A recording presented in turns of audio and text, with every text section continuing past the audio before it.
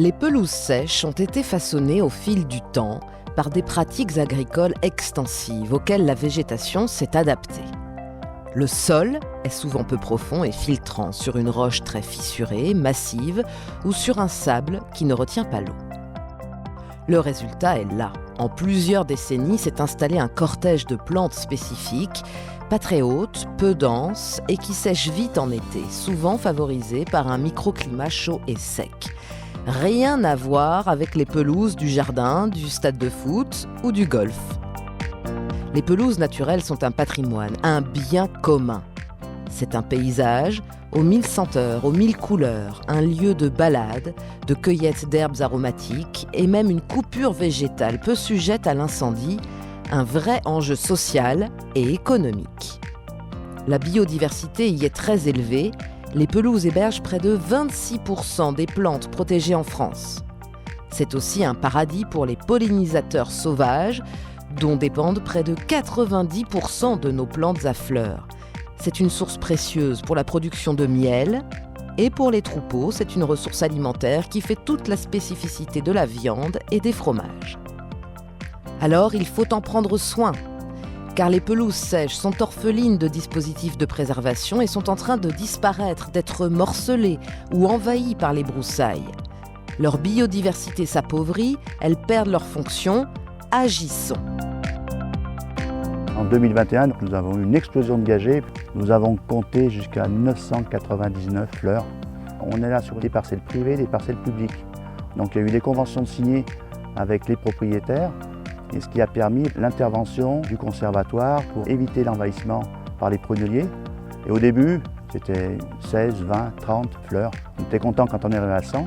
Donc aujourd'hui, on a l'impression que la pédagogie, la sensibilisation porte ses fruits. Puis je dirais que 20 ans plus tard, les problèmes environnementaux sont pris à bras-le-corps par tous, quelles que soient les idées politiques. Avec un environnement dégradé, on n'ira pas loin. Donc voilà, c'est ces petites actions qui font, je pense, des belles choses demain.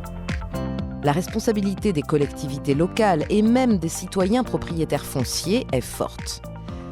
Chacun peut éviter que les pelouses sèches soient dégradées et qu'elles changent de vocation. Dans les documents d'urbanisme, l'identification des pelouses sèches de manière spécifique est indispensable et peut être accompagnée de prescriptions en faveur de leur protection. Ces actions vont surtout aider à limiter la fragmentation des pelouses sèches et conserver une trame favorable à la biodiversité. L'écosystème reste fonctionnel. La pelouse sèche, c'est beau. Il y a des périodes, au printemps en particulier, où c'est magnifique, quand il y a les pulsatiles rouges. C'est aussi quelque chose de très caractéristique là, sur les pics basaltiques locaux. C'est vraiment un repère, c'est une marque de fabrique forésienne qui a toujours été reconnue, c'est presque culturel ici. Il y en a beaucoup qui ont disparu du fait de l'activité humaine, de l'urbanisation, de tas de raisons. Et une pelouse sèche, c'est quelque chose de naturel, mais la nature a tendance à la faire évoluer. Il y a une espèce d'invasion progressive, si on laisse faire. Et c'est au détriment de toute la flore particulière qui la caractérise. Et ici, sur le site, c'est essentiellement par le pâturage qu'on l'entretient. Il y a des moutons, il y a même des chèvres aussi. Et ça fonctionne, ça aussi.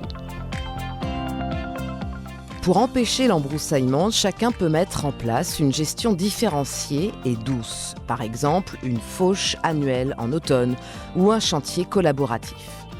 Pour aider les collectivités et les citoyens, des inventaires départementaux existent et les conservatoires d'espaces naturels proposent des solutions pour préserver vos pelouses en signant par exemple une obligation réelle environnementale ou en mettant en place un bail rural à clause environnementale avec un exploitant agricole.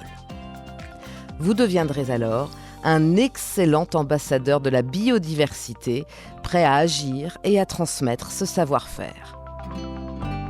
Je m'appelle Denis Rebriand, je suis paysan sur la commune de Cholonges. Nous, on a des pelouses sèches plus dans la zone de plaine, dans la zone basse de l'exploitation. On manquait de foncier et ces terrains étaient plus ou moins abandonnés.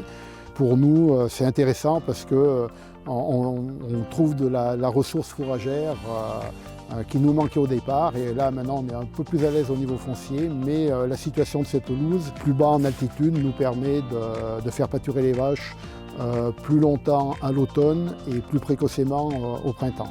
Pour nous, c'est des parcelles qui sont vraiment très importantes sur le fonctionnement de l'exploitation.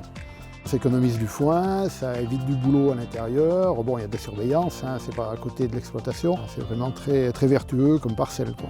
Ces prairies ont une belle diversité de fleurs, puisque même certaines sont dans les MAEC prairies fleuries, où on a vraiment tout un panel de fleurs qui intéressent tout le monde et nous aussi, puisque ça fait une alimentation diversifiée pour les animaux.